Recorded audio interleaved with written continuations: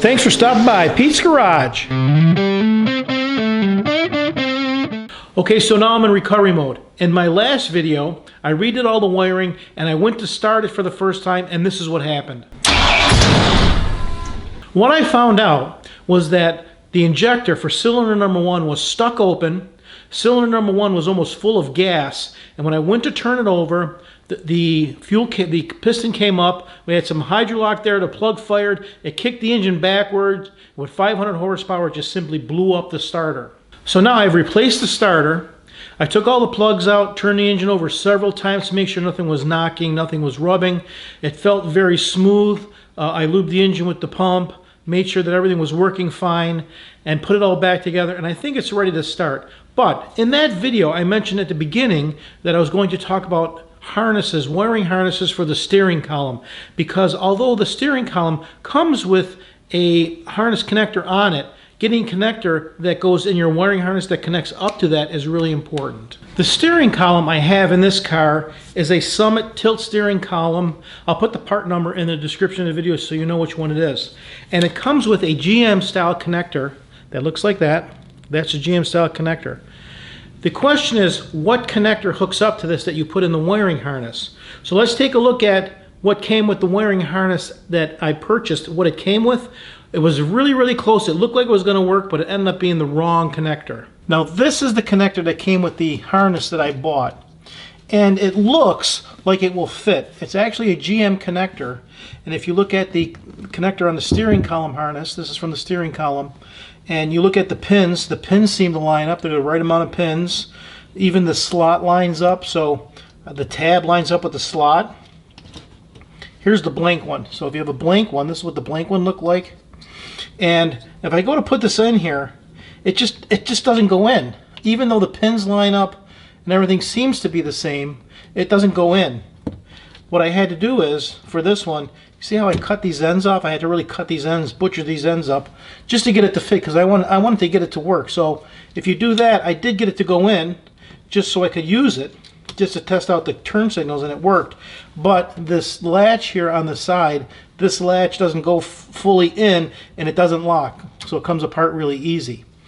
Now this is the correct connector for this harness. It looks kind of similar. When you look at it from the end, it has the same amount of pins, but this one is the right one.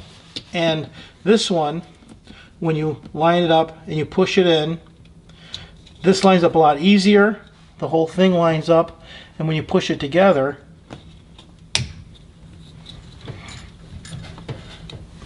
it locks together. So this is the correct connector for the harness for the Summit steering column, and I will put the part number for this connector in the description of the video. This connector comes with both. It comes with this connector and it comes with this style, depending on the wiring harness connector that's on the steering column that you buy. So that's the difference between the connectors that match up to the steering column harness. If you buy the package that has both of them in there, and again, the part number is in the description of the video, if you buy that part number, it will come with both connectors, and it'll connect to the harness that's on the steering column. Now, I have the new starter installed. I think I have everything all figured out. All the wiring checks out. Let's see if we can get it running. Okay, we're going to give this another try. I'm hooked up to my computer. I have to turn on the ignition. Fuel pump. The moment of truth.